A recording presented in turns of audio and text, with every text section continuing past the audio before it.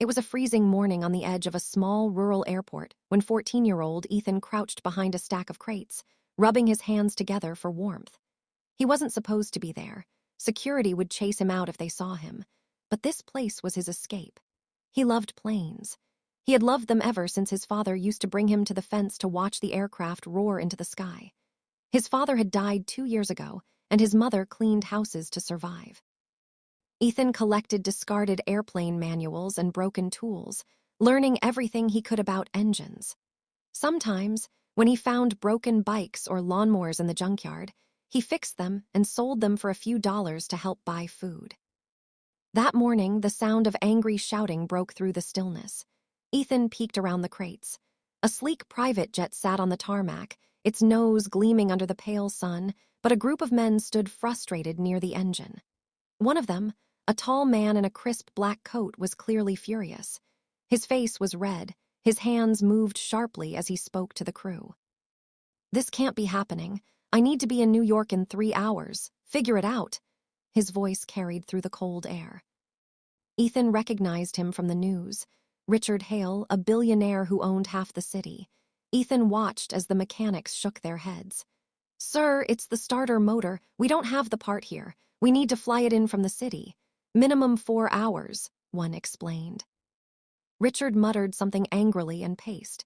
Ethan's heart pounded. He had read about jet engines in the manuals he'd scavenged. He thought he might actually know a temporary fix. He hesitated, his mind racing. He was just a poor boy with dirt-stained jeans and a patched-up hoodie. No one would listen to him. But then he thought of his mother's exhausted face the night before, worrying about rent. He stepped out from behind the crates. I think I can help," he said, voice shaking. All eyes turned to him. A few mechanics snickered. "Kid, this isn't a bike," one said. But Richard's eyes narrowed. You're what, 12? 14, Ethan muttered. "And I've fixed engines before. If I can look at it, maybe I can at least get it started." The billionaire hesitated, then threw up his hands. "Fine, nothing else is working. Go ahead, kid. If you break it worse, it doesn't matter at this point." Ethan climbed the short ladder to the open panel, his hands trembling. He examined the wiring and spotted the issue immediately, a loose and corroded connection in the starter motor. He asked for a wrench, and when the mechanic reluctantly handed it over, Ethan cleaned the connection with a rag he kept in his pocket and adjusted the wiring carefully. His small hands worked with delicate precision, and in less than 15 minutes, he climbed down. "Try it now," he said softly. The pilot climbed into the cockpit and hit the starter. With a powerful whir, the engine roared to life. Everyone froze, staring at the boy. The mechanic's jaws dropped. Richard's face shifted from disbelief to awe. You actually fixed it," he said. Ethan shrugged shyly. "Just a temporary fix. You should replace the part soon, but it'll start now." Richard stared at the boy for a long moment, then gestured for him to come closer. "What's your name?" "Ethan," he whispered. "Well, Ethan," Richard said slowly, "you just saved me $1 million headache. Why are you even here?" Ethan hesitated, then told the truth about his father's death, his love for planes, fixing things from scrap, and helping his mom pay rent. For a moment, the icy billionaire said nothing. Then his voice softened in a way Ethan never expected. "Get in," Richard said. Ethan's eyes widened. "What?" "Get in the plane. I'm not letting a boy like you freeze out here after saving my jet. We're going to New York, and when we land, we're going to fix your life." The flight was surreal. Ethan sat in a leather seat with wide eyes, seeing clouds drift past for the first time in his life from above. Richard asked him about everything, his dreams, his love for engines. Ethan admitted he wanted to be an aircraft engineer one day, but college felt like an impossible dream.